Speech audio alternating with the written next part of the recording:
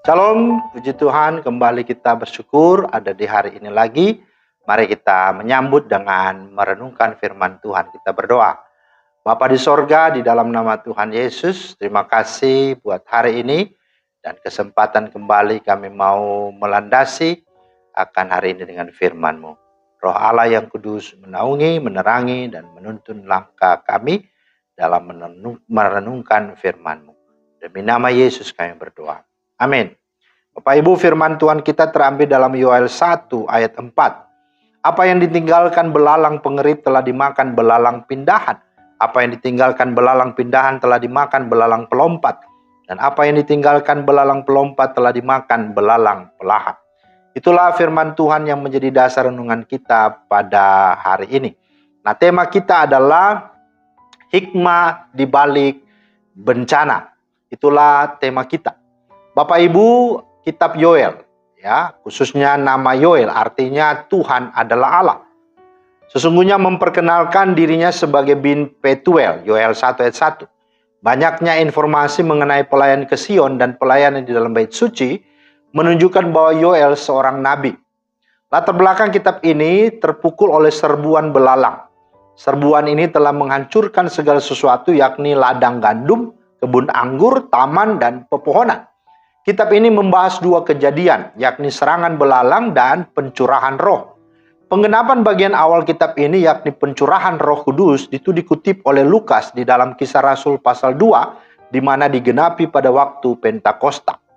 Nah, Bapak Ibu Saudara, hampir setiap hari kita disuguhi berita bencana di layar kaca, dimanapun, ya, baik di media sosial dan juga media-media cetak. Nah, ada gempa bumi, ada banjir bandang, tanah longsor, gunung meletus, silih berganti menghiasi berita. Apakah bumi ini sudah semakin tua? Atau apakah ulah manusia semakin menggila mengeksploitasi bumi demi uang? Atau seperti lagu Ebit GAD, mungkin Tuhan mulai bosan melihat tingkah pola kita.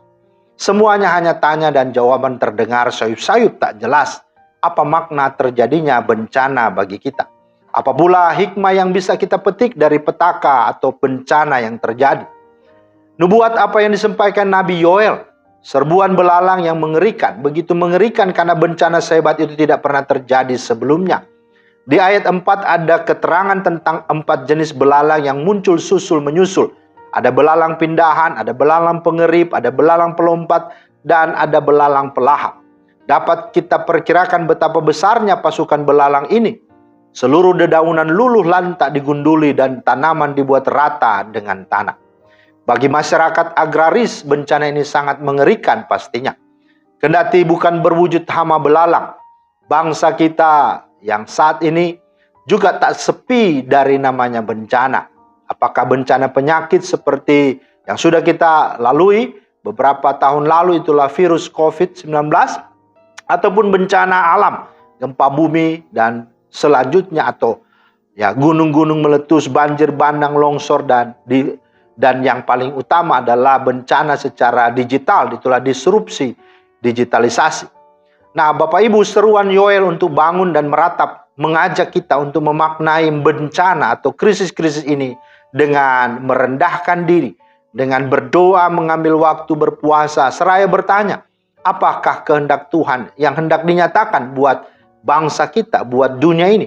Dan melaluinya kiranya kita juga dapat belajar untuk peka dan sensitif mendengar suara Tuhan dari balik bencana atau musibah yang terjadi. Dan dengan demikian kita bergerak dan termotivasi untuk mulai lagi peduli, mulai lagi memperhatikan dan berbuat baik dan benar kepada dunia ini dan sesama. Kemudian semoga kita juga diberi keberanian untuk mewartakan suara Tuhan, suara kebenaran, agar bangsa dan dunia ini dapat belajar dari segala peristiwa termasuk bencana, dan olehnya dapat bertobat dari dosa-dosa serta kejahatan mereka.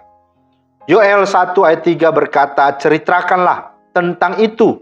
Tentang apa? Semua peristiwa-peristiwa itu kepada anak-anakmu, dan biarlah anak-anakmu menceritakannya kepada anak-anak mereka, dan anak-anak mereka kepada angkatan yang kemudian.